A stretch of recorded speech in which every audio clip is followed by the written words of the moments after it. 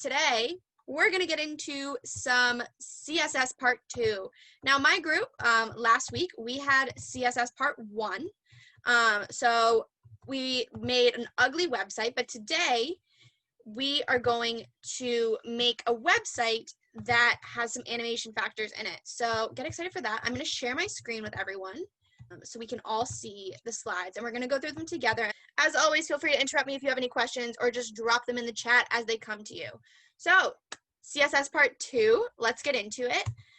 So importing, copy and paste a style sheet link into your head before all other style sheets load to CSS. I know that we have, does everyone see this? The link rel style sheet, href, HTTP stack path, bootstrap. This is a little bit of an interesting thing. We're going to get into bootstrap later. That's going to come next week. It's an interesting little add-on that we can have. And remember when we have, I know my group talked about it a little bit extensively. I don't know exactly what Christian's group covered, but hopefully you guys will be familiar. You know the metadata stuff that we talked about at the beginning? That's where you're going to find the importing of the CSS sheet. It's kind of done automatically for you. This bootstrap stuff we're going to talk about next week. So get excited for that because it comes more into play when we're doing more complex websites, which we're going to be doing with Java. So comments. My group has seen these a little bit in my examples. Comments are used to explain about what you want to achieve with the code. They don't actually interfere with the code's processes. Comments are placed inside the style element and starts with a slash asterisk and ends with an asterisk slash. This is our opening and closing tag. Let me get my pointer because I feel like that helps. Opening, closing tag. Everything has an opening, closing tag, if we remember. And for here, this is a comment talking about what this part of the code does. And this is a comment talking about what this part of the code does. This should be a review because we talked about comments, excuse me, a little bit of a British accent there. We talked about comments previously. So now we're going to talk about the layout of a website. And this is kind of important because it kind of lets us know how the computer's thinking about things visually. So there are many layouts you can choose from. This is the most common one. So if you go into Replit, you open a web page, and you don't do anything to select the layout, this is what you're going to get. You know, this is like the standard, you know, except for the navigation menu. I think that's a little bit more advanced because you're not putting in a navigation menu explicitly, but here's how it goes. We have our header. Anything at the top of the page, like a title, like a big category. Make sense? Main content is what I like to think about as like the paragraph. So like this is where my image is going to be. This is where my paragraph is going to be. This is where the content that people are going to interact with is going to be. Whether they read it, they write it, they type it, they look at it. That's where it's going to be. Oh, I'm so sorry. Let's go back. Your navigation menu is going to be like thing. If we look at it in like websites, say you want to, you go on any website and it has that like little nav bar at the top menu, and it might say like, oh, great example. You go to the GirlsCodeIt website, right? And it says about, and it says our courses, and it says join. That's a navigation bar. It has a bunch of different options all lined up in this one bar at the top. That's a navigation menu. We're going to learn how to make those today, but that's not what the examples focus on because I thought animation was a little bit more important, especially if we're going to get into Bootstrap, which kind of makes navigation menus for you. So footer, anything at the bottom of the web page, any, you know, miscellaneous text. And these are content windows on either side of my main content. I wouldn't recommend putting things here because they kind of get clustered off to the side, but you could put like an image here, you could put more text here. It's up to you. Headers. Headers at the top of each website. We saw that little block at the very top. Headers should be clear and precise like a title. This one in our example, header, padding, 70 pixels, text align in the center, background, lavender color, color of the font, white color. Anyone who was in my class last week, I remember I told you, think about your color combinations. This is an example of a bad color combination. It's white on light purple. Really hard to see, not the best UX, not the best UI. So we're going to try and avoid color combinations like this when we're making websites. But for now, this is an example. Navigation menu consists of a list of things that can help people navigate through the website. So remember how I talked over the GirlsCodeIt website? You know, the About Us, the Join, the Our Lessons. Those are the examples. So the navigation bar is that. And then it has text with different links. Remember in my group how we kind of did text with different hyperlinks in it? Like a little bit, maybe. There was some in the examples. So if you look back, you'll see them. But that's basically what this is. The hover, when you point on your mouse cursor, that's the hover function. That's an example of a fun little pseudo class. Remember my group, we talked about pseudo classes a lot. There was one in the example. Remember when we had our example, when I hover my mouse on this, it changes. So that's basically this. When I hover my mouse on this, it changes color. That's a pseudo class. We know what that is, right? Awesome. So let's go to the top and just run through the code a little bit, go through piece by piece so we can figure it out. Style the top of the navigation bar. Overflow hidden, which means anything that's out of the screen limits is just hidden. Background color light pink. That's why we have this little nice light pink color. Yes? Awesome. Style the links. So that's the text that we see here. That's the link. That's what this is talking about. So float left, display block, float. My group, we did not get into this. Advanced group, I don't know if we talked about this or not. Float is a little bit of an interesting one. I don't know if I want to get into it now, but it's something that you can use to like orientate the text. I prefer to just use like text align stuff, but like, you know, float I guess is also an interesting one to throw in there. I mean, you see you have both in this example. Display block, we have block of text. Color of the text, this F2, text align to center in the center, padding 14 pixels, 16 pixels, and text decoration, none. That's another class that we didn't get into my group, text decoration. Honestly, why this is here and it says none is kind of just like a useless piece of coding to me. But to each their own, I guess it's a fun example of that category. But yeah, change color on hover. What is this? This is a pseudo class. Remember we talked about this last week? So when my mouse hovers over the bar, the background color changes to this color, this color code color. Yes? Pseudo class? To the next thing. Content columns. So the content will be divided into columns that make it easier to view. I.e., see this example? This, yes? This is our float class. We'll get into that in 2 seconds, but see this example where it's like, oh, like it goes this way, it goes the other way. Columns. Perfect. Selector would be a column. So, you know, this we'll talk about this in 2 seconds. The selector for the left columns would be column dot side. Why is it dot column? I don't code like this, the dot before things. Some people do. I don't know if Christian does. I don't add the period before things. Wait, isn't that just for like the CSS, the dot column, dot side? I don't code with dots. If you notice my examples, like none of them have dots. Okay, so dots are like specifically meant for like, so like if you are going to be referencing a class, it's good practice to put a dot. I think if you don't put a dot, you're actually doing the tag itself. Really? I'm not, yeah. Yeah, I'm not 100% on that either because I mean, I've never used dots in any of my stuff, but it's been okay. General rule of thumb is if you're going to use classes, just put a dot in the CSS file. Yeah. Well, we heard it here first, folks. Use dots, and I should start doing that. Bad coding on my part. Selector for the middle column would be column.middle. This is talking about how it's putting it in the center. This is talking about how it's putting it on one side and the other. Remember, that's just kind of how we orientate things. The middle column will hold the most important information. Always remember that. It's good UX UI to always have your most important information right in front of the person because that just makes it easier for everything and people like using your websites more.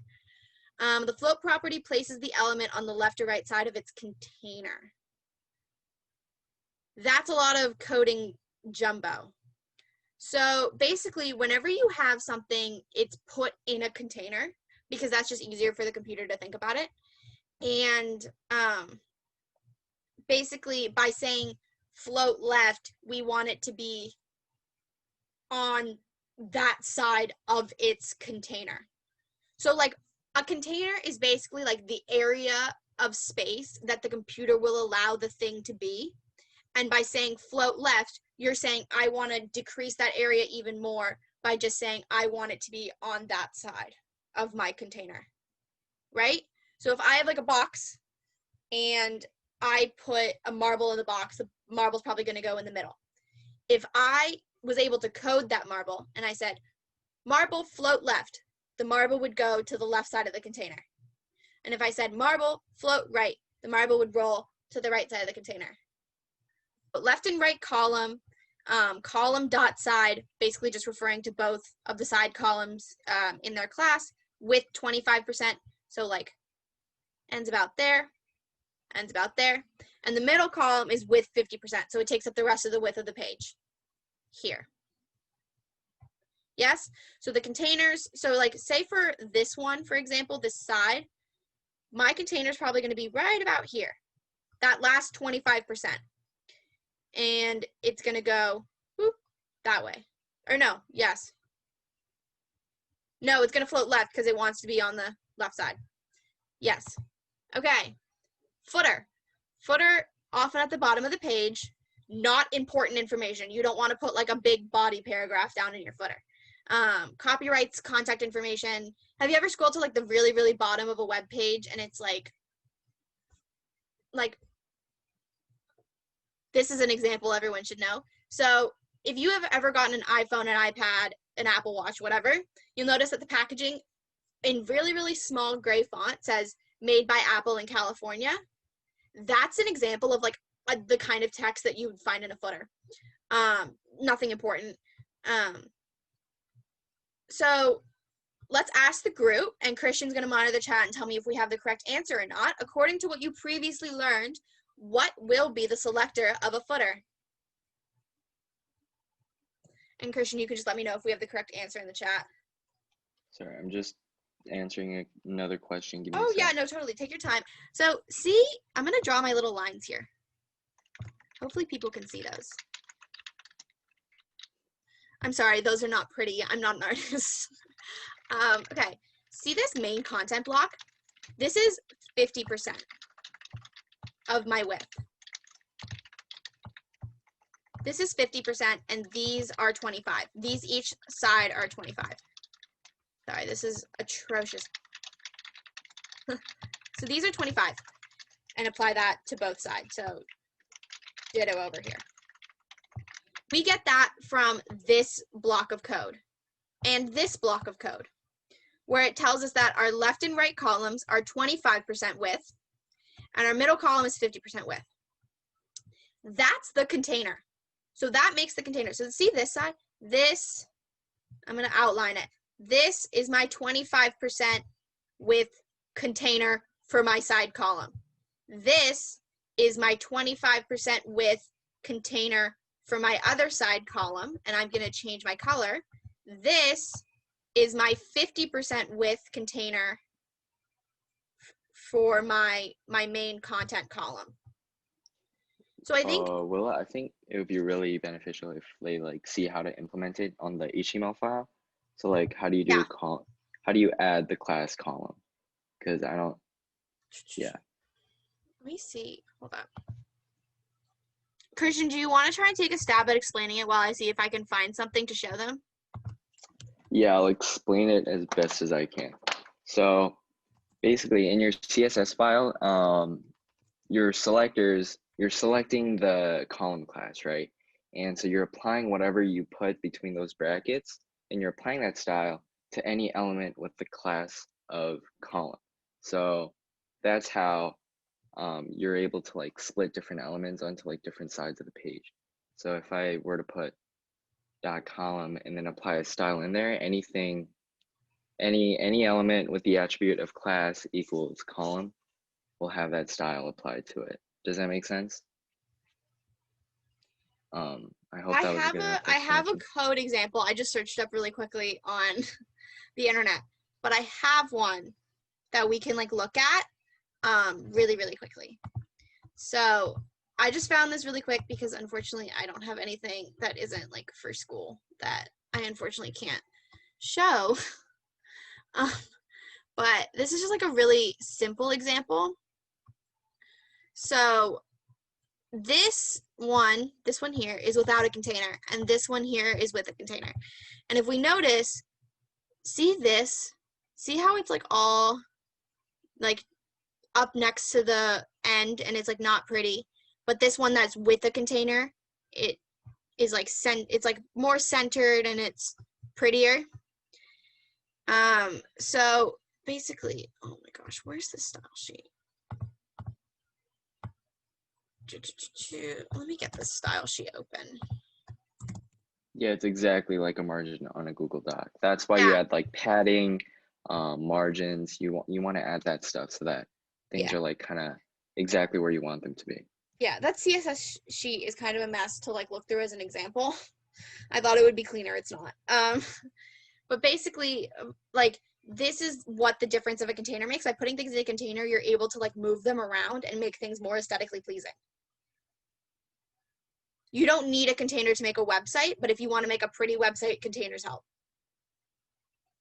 So if we go back to our CSS slides, sorry, I was looking ahead to see if I could find an example. Present. You have my containers that are here that encase this information. How would you write all this code in CSS, and then how would you apply it to a paragraph in the HTML code? Okay, so let's go back to like, okay, see this like dot top nav? And see all this code that's talking about how to style this top navigation bar? Well, that's basically what you would do, except you would just like have like paragraph, like P. So that's how, like, whatever element you're styling, you just put its class or you put its tag or you put its element there. And then whatever is in that is how you style that, because you just code through the styling. And then the CSS sheet links to the HTML sheet through that linking process, which we went over at the very beginning. And that's how you link stuff. But good question. Okay, so this one is not the example for this one. So this one has a background color of lavender. Its text align is in the center, which is like this. So it's like in the center. And the padding is 10% within the container. Yes? Okay.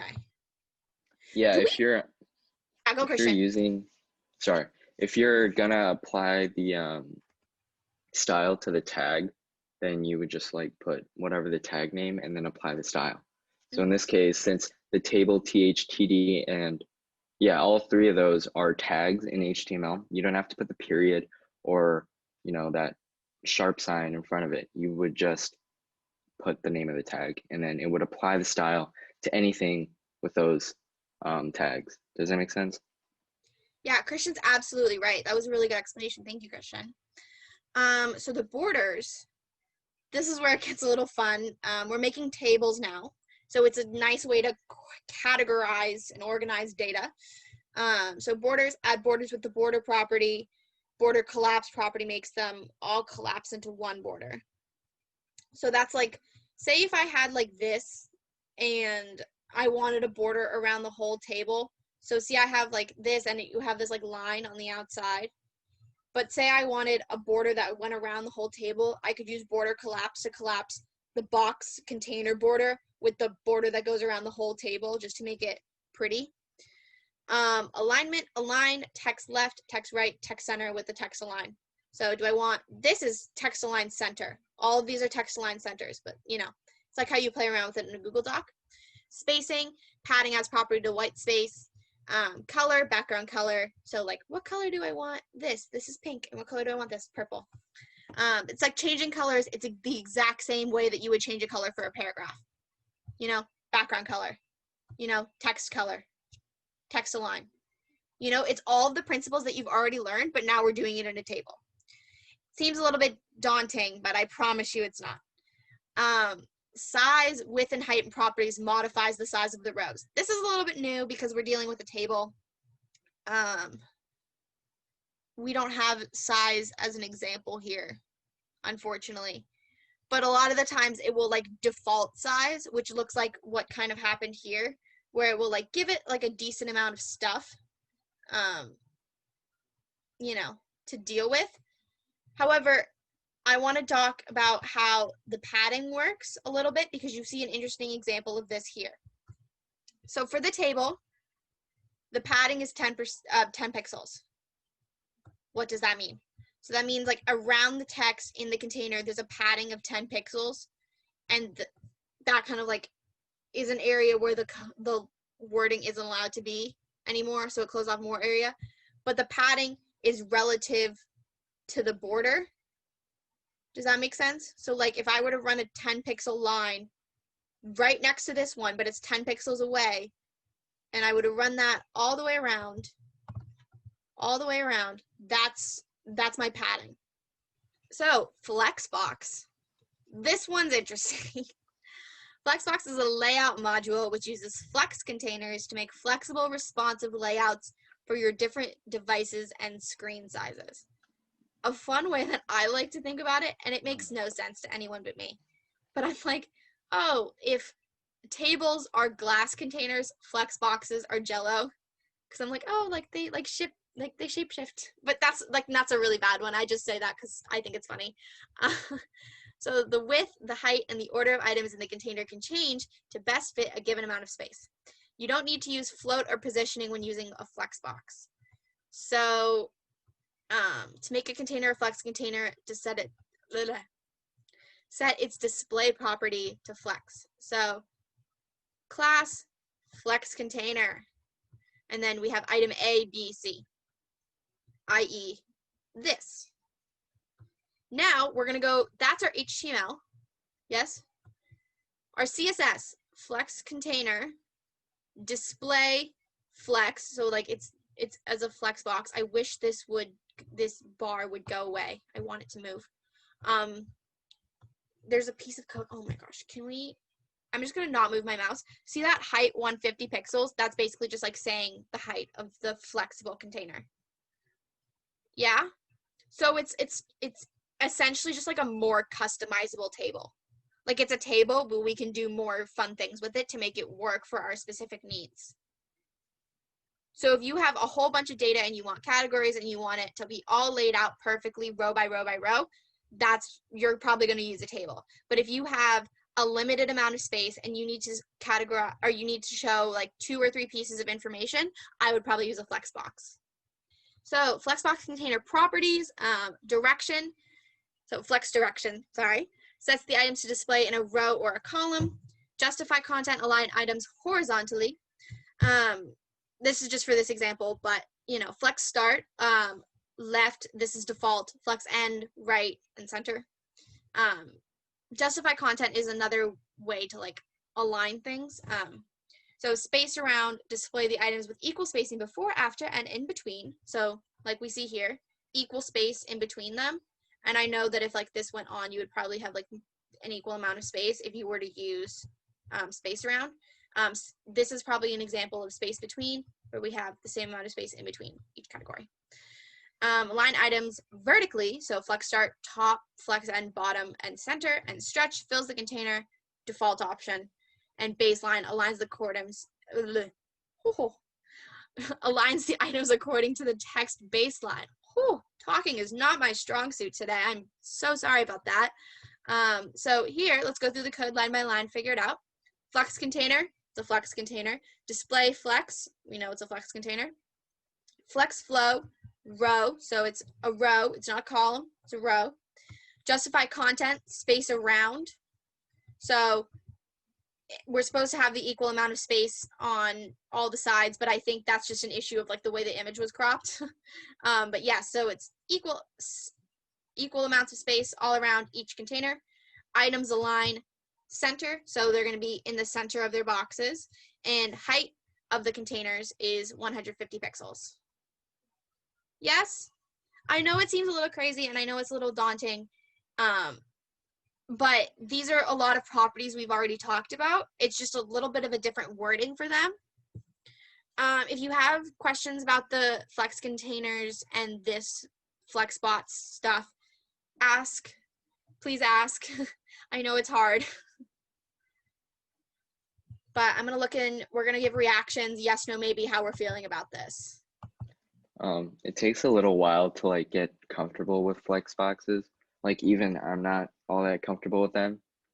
Definitely not as much as Willa, but yeah, so don't be too hard on yourself if you don't understand it, because a lot of it's memorization or, you know, completely understanding it, which might take a little while.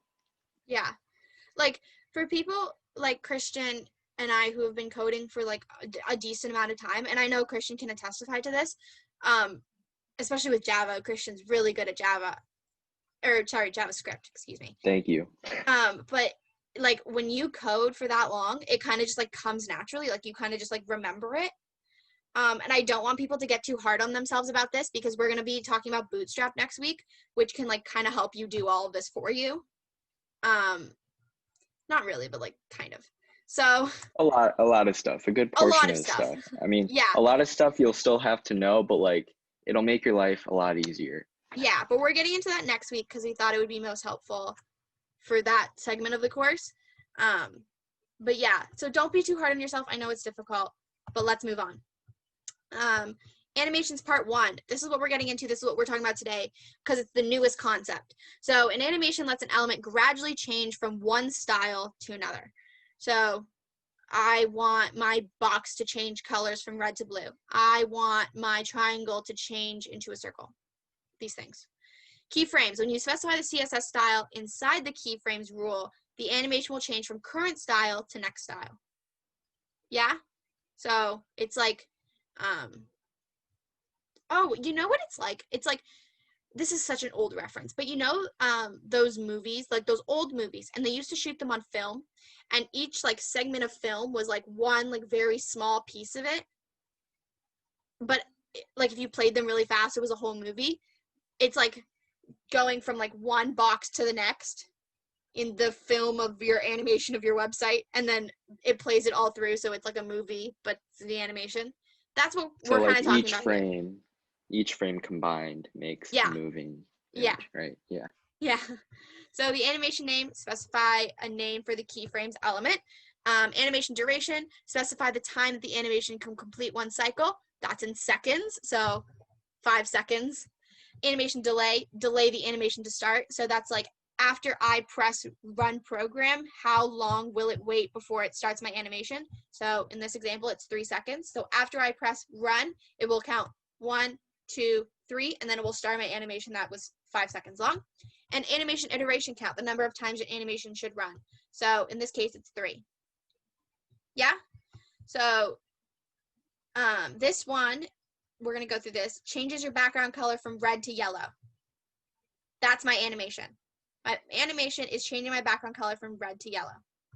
And we always do the background color to be set is the starting color, not the ending color, the starting color. And then division width, 100 pixels, height, 100 pixels. This is just saying like what the divider will look like. That's changing color. And then animation name, it can be whatever you want. It can be my favorite dog. It can be Flexbox. It can be, well, not Flexbox. That was just what came. It can be like troll doll. Like, I don't know. You can name it whatever you want. And animation duration, 4 seconds. So it will take 4 seconds for this divider that's 100 pixels by 100 pixels to change from red to yellow. And that's what this code means. Yes? Questions? Maybe? How do we, like, does that kind of make sense to people? Yes, no, maybe. I'm looking for reactions.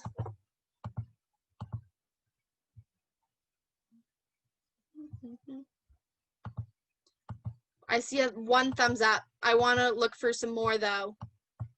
Christian, do we have some questions that need to be answered? Well, how do you make an animation go on indefinitely was one of the questions. We'll see that during the workshop, but if you want to cover that now. Yeah. Can I show you guys?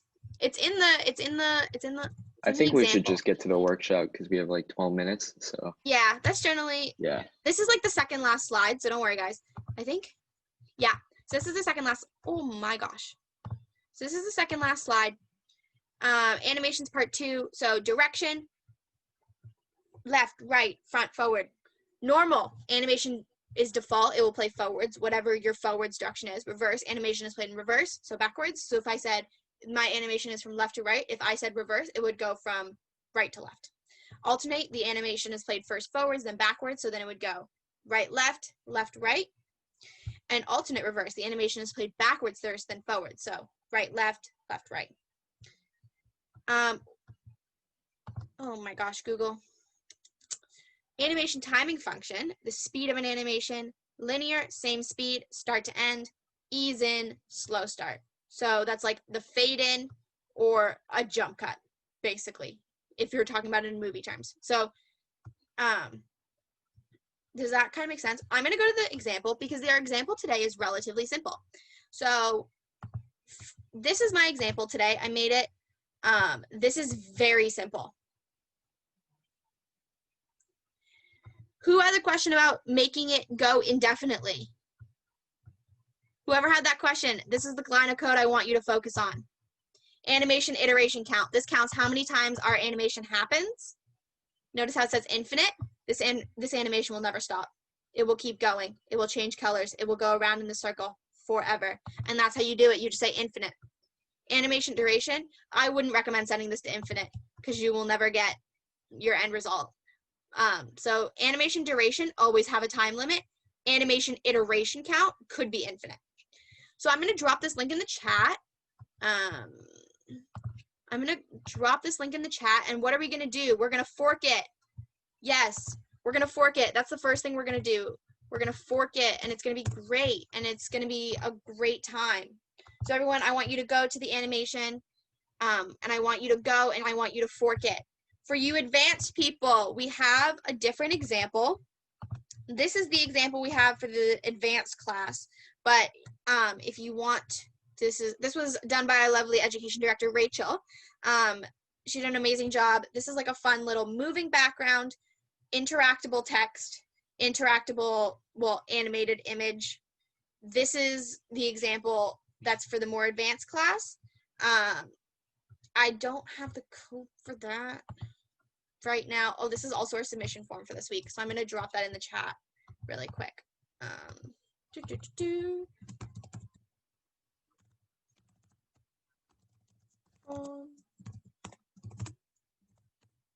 So that's our submission form. That's your Replit link. I'm going to go through the Replit code line by line like we always do. And then I'm going to give you guys some time because there are some challenges in there that we can go through together. So I'm going to share my screen and we're going to go through it together. Awesome. So this is the Replit. So this is our very simple animation example, which you all should have forked. If you don't know how to fork it, we're going to go click this little arrow and then we're going to fork it. I want everyone to make sure that they do that because we should not be editing this Replit. We should be making our own copy. Okay, so this is all of our code for today, actually. As much as it's in the x.html file, it's a lot of CSS. So if you already look at this code and you're in the advanced group and you're like, yeah, I could do that, I want you to look here and I want you to go to these challenges and I want you to do these then. So those are our challenges for today, but for beginners, we're going to go through the code a little bit more and talk about it. Divider, this is what's making our thing. This is what's making the square. The square is known as divider in HTML world. So width 150 pixels, height 150 pixels. Background color starts as red. Remember how I said our background color is always the starting color, not the ending color, not the color in between? It's our starting color. Our starting color is red. Position, relative. What does that mean? It's relative to the size of the screen. Animation name, I called it square loop because it's a square going in a loop. You can name it whatever you want. Animation duration, 5 seconds. What does that mean? It's going to take me 5 seconds to go from 1, 2, 3, 4. 5 seconds. 1, 2, 3, 4. Another 5 seconds. Animation iteration count, infinite. What does that mean? It's going to go on forever. It's going to keep doing this square loop circle until the end of time. Animation direction, alternate. Just kind of everyone remember what that means? Yeah, kind of maybe. So this is the reverse right now that's happening. Up, and left. This is forward. So this is the forward. And by saying alternate, we make it go backwards.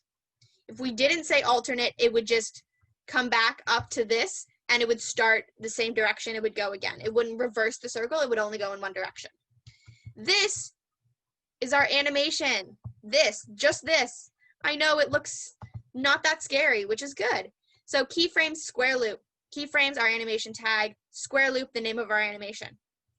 0%. When the animation is 0% of the way through, the background color is red and its position is left 0 pixels and top 0 pixels. So it's at the very top left corner of our screen.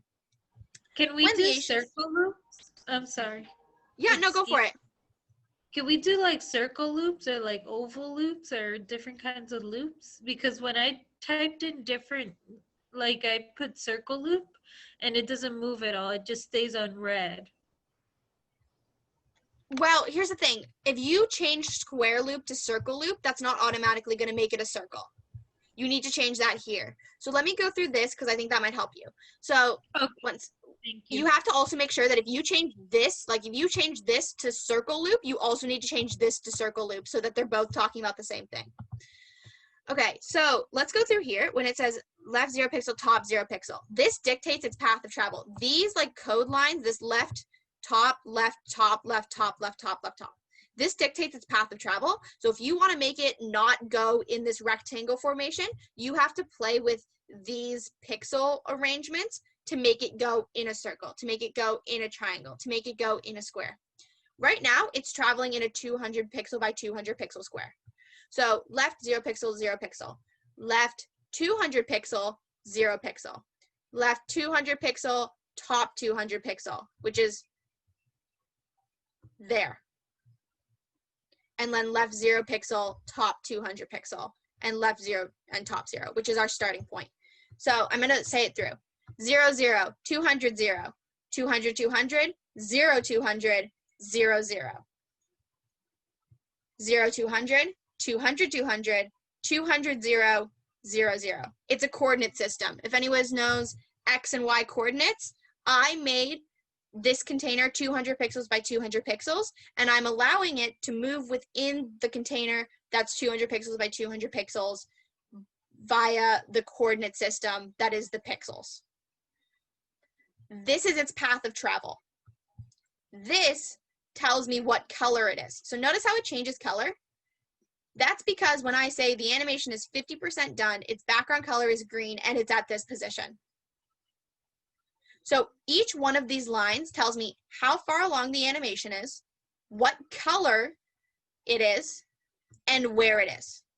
And that's the 3 components you need to make an animation. How far along it is, what color, and where it is in the animation. That's it. That's all you need. You need more stuff to do more complex animations. So say if I wanted to make this move in a triangle, I would probably need more understanding of like how it would go in a triangle. But other than that, it's a pretty, you know, like when you think about, oh, this is a box that changes colors that moves around my screen, but this is 5 lines of code. It's not, you know, it's one of the more interesting things that we've done.